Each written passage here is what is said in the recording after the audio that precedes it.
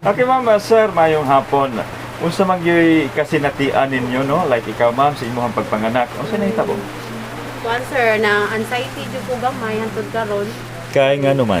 tungod sa panang kuan panghitabo sa paggikan pagpanganak nako hantod karon nga sa pag magstand ako sa akong anak nga kuan da jud kay female man jud ang akong gipermahan dito gikan ko sa kanang delivery room hantod sa papers tanan hantod sa birth certificate sa bata nya karon 2 days o 1 half sa sa ilahang nursery wala sila kabaon wala nila jud nakita ang gender sa akong anak kami pa'y nakakita nga pag-ilo na namo dito sa usa pa ka oras namo ang bata kami na nakakuan so gibalik sa kubana dito sa ilang nursery nga nganong dili na mo ni anak kay baby girl ba gyud ang among gipermahan.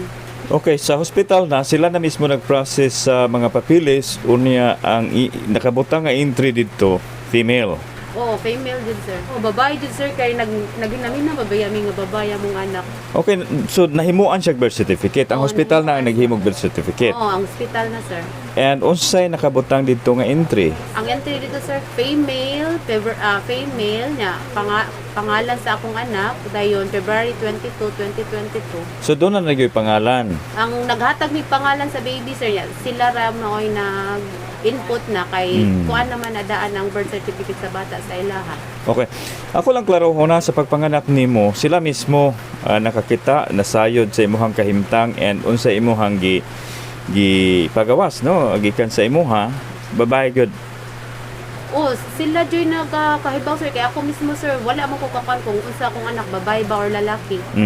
Kay ganahan lagi ko nga ma-surprise ko. Ingon na nila nga babae, sila mismo ningon nga babae mo anak. Oh, sa kapil nga akong gipermahan sir, baby girl gid siya. Alba so lipay kay ko nga nakumpleto na jud ko na ako baby girl sa akong tulo ka laki. Nya tanan sir, tanan laboratory sa bata, tanan nga ilang nihatag namo nga mga kuan baby girl gid siya. Okay. Mo backtrack lang ko gamay ha sa imong pagmabdos like prenatal, do naman gud tay mga ways of kanang masayran ang gender no sa bata. Wa ba mo ni undergo ginana? Well, nag-undergo ko sir ang ultrasound pero ako ang gender is unrevealed kay ginahan lagi ko surpriser. Hanto din ikapanganak nako. Anak ko kay baby girl man jud siya. And then ang biggest surprise. Ang biggest surprise pag ilo na mo nga ang akong anak nagkuan pa og pink duha ka tiil. Nya tag diri duha ka tiil tag pink nya pag ilo na mo dayto ni gawas nga So lalaki di ay. lalaki di ay oh. Okay. Sir nga nangayo ra jud ko nila katibayan nga i-DNA test jud mi sa bata kay ang akong permahan gyud paggikan ko nag-delivery baby girl man jud siya. Nya from there and sad sila man jud nakakita sa bata kay sa pag-ilo, pagligo makita man jud na nila nga lalaki ba o babae nya ang gikuan sa akong anak kay pink baya gyud nan. Like ikaw usa man yung kakainahan o sa imong gibati nga pagkasayod nimo nga lalaki man ni ang nasa kuan sa kuan nga babae man tato akong Na-shock ko sir. Na-shock ko sir. Kay babae ba ang nag-expect jud mi nga babae na jud siya. Kay nag-prepare na ko og pangalan niya kay pagkabaw na ko nga babae sa diha pa ko sa room nga wala pa ang baby nagandam na ko pangalan sa baby kay girl man jud siya. Unya lipay kay saggo. Okay, ikaw mag yung nagproseso no kay si Mrs. to apaman sa room dito kanang luya pa kaayo. Unsa may nahitabo dito sir? Oh, sa ako araman mo ra man gitilang gihatag nga babae nga mo na akong ipapangan sa akong bata, pag X-ray, pagkuha na ko og MDR, independent newborn baby. Babae gid ba? Okay, so ako lang klarohon sila gyud mismo confirmation nga babae ang naasa. Kuan so nagtuo sa jud ka babae? Nagdahom gyud nga babae. Sa ingon ni ma'am. Tanang papilis na mo tanan, puro gid babae ang nakapangalan. Okay, so paingon ni ma'am, pagkabalo nimong lucky di ay ikaw mismo ni gibit-bit nimong gikugos nimong bata, giuli? Wala, sila'y nagkuha. Okay. Sila'y nagkuha sa among ward. Inya. So pagkatapos pagkakuha sa ward, among gikuha ng gitanaw akong bata dito. Sa pa kuha ng bata sa ward. Pagkaanak niya, pagkabuntag akong gitan-aw dito, pingkid siya, ana, as in, pingkid yung tag. Aduha ka adlaw kay si Gina to man bro. Delikado man siya og kuan. Gihatod mga 3 ka adlaw pagkalibang, nalibang siya na tan-aw mo laki gid motor naka ingon ko nga unsam ni mga laki mo itong anak. Wata ka kabuang niya ni. Motor gidali ra ko. Adto ang nurse to sa kuan na sir. Nya. Midwifery. Ilang gikuha dali sir. Usay Sila katingo sir. wala sila istorya way pagpasabot. Nya human sa pagkuha asan lagi diretso? Sa nursery balik. Nursery.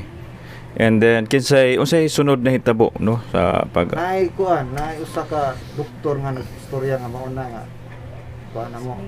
Explain na lami nga sayop siguro pagkuan sa tag, unsay kuan na sa mga kuan ni kuan na sa ni nakasabot sa mi nga basin siguro wata kay ba kung sa ilang gihimo. So kinsa man kuno nagbutang sa tag? Sila? Gid, oo. Sa pagbutang sa tag, wa pa sad siguro to ingon nga giilisa nila, gibistihan ang bata no. Wa sa idea na. So kita gyud nila nga naay male organ kung kamoy patanawon. Oh, anak na sir. So now mister, unsa imong gibati kung makita nimong bata doon bay lukso ng dugo? Oh, murag sa ko ana gyud sa kuan murag. Mamaon gyud naon sa kuan bata. So ang inyo lang nga mahatagan mo og peace of mind period ana through DNA testing.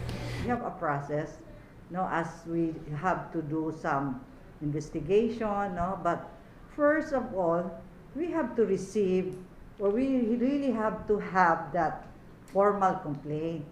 Kay ingon pa nila, kung dili nimo isuwat, isulti ra nimo, murag wala ra pod na, di ba? Di wala tay ebidensya nga maugyod na ang atong nadawat. So we are really waiting for any letter or any mas maayo gyud no nga naa gyud tay madawat nga at least ma-record na mo diri sa atong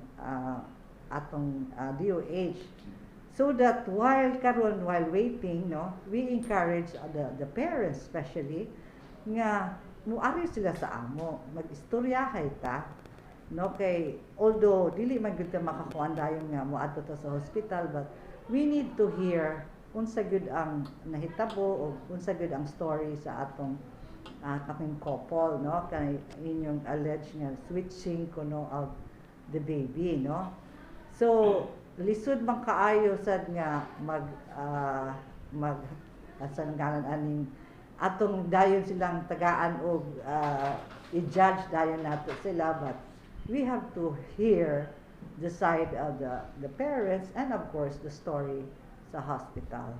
And that, as I have said, while waiting for that, we are already acting, no? Like we could do our initial call to the facility, and just to get the real or inquiry, pwede man ta mag-inquire. And not necessarily visit, but kay silingan raman ta, pwede gud namo silang adtuon anytime, no, from today. So clarification, while waiting for the possible formal complaint from the parents, kamo ni mohimo na mo initial Yes. pakisusi regarding this Oo, kay matter. murag dili man sad mi siguro makuan ani og dili gud mi makakuha og first hand information coming from the facility kung dili mo ari sa amo ang atong couple, no. Depende. Yeah, of course, that would be one of the area nga we have to look into, no, nga magkita ta, we will have some, of course, discussion, no, with both the facility and the couple or the parents.